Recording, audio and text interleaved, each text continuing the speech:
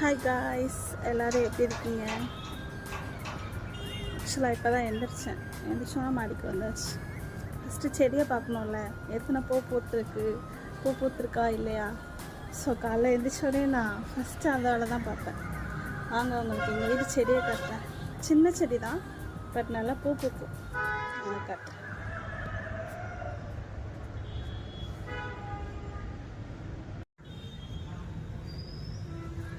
நல்லா இருக்குல்ல, பார்க்க அழகாக இருக்கா? எங்கள் வீட்டில் செடி மெயின்டெனன்ஸ் தான் கொஞ்சம் அதிகம்னு நினைக்கிறேன்.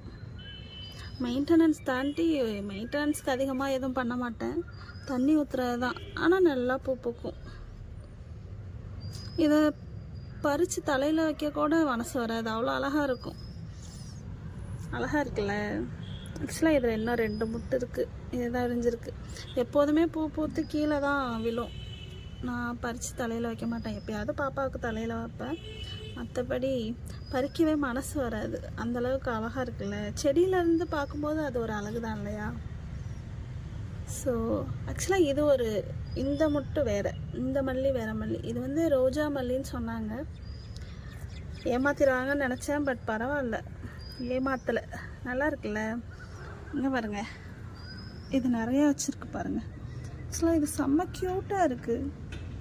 மல்லி மாதிரியே இல்லை, முட்டில் பார்க்கும்போது வித்தியாசமாக இருக்குல்ல. போன டைம் பூத்துச்சு, ஒரே ஒரு பூ பூத்துச்சு.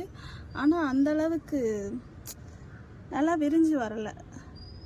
நான் இந்த டைம் பூத்துச்சு, நல்லா விரிஞ்சு வந்துச்சுன்னா உங்களுக்கு காமிக்கிறேன். ஆக்சுவலாக இது நிறையா மொட்டு வச்சுருக்கு இந்த டைம், பரவாயில்ல. இது வாங்கி வச்சு ஃபஸ்ட் டைம் ஹாப்பினஸ் கொடுத்துருச்சு. முட்டா பார்க்கும்போதே ஹாப்பினஸ் ஆகிட்டேன். ஸோ ஓகே தான். இதுலேயும் நிறைய செடி இருக்குது. ஆக்சுவலாக ஒரே ஒரு தொட்டி தான், அதில் வந்து நிறைய செடி இருக்குது. இந்த பூ என்ன பூன்னு தெரியலையே, பந்து பூன்னு சொல்லுவாங்கள்ல. ஆக்சுவலாக நாங்கள் அப்படி தான் சொல்லுவோம், எல்லோரும் எப்படி சொல்லுவாங்கன்னு தெரியல. அந்த செடி ஆக்சுவலாக இது பேர்லாம் தெரியல, வாங்கி வச்சேன். ஆனால் நல்லா பூக்குது, நல்லா இருக்குல்ல? ஆக்சுவலாக இந்த ரோஜா தான் காஞ்சி போயிடுச்சு அடிக்கிற வெயிலில். இப்போ தான் காஞ்சி கொட்டி திரும்பி இலை வச்சுட்டு வருது, பூ இலைலாம் வச்சுட்டு வர்றாங்க. பார்ப்போம் பொழைக்கிறாங்களா இல்லையான்னு.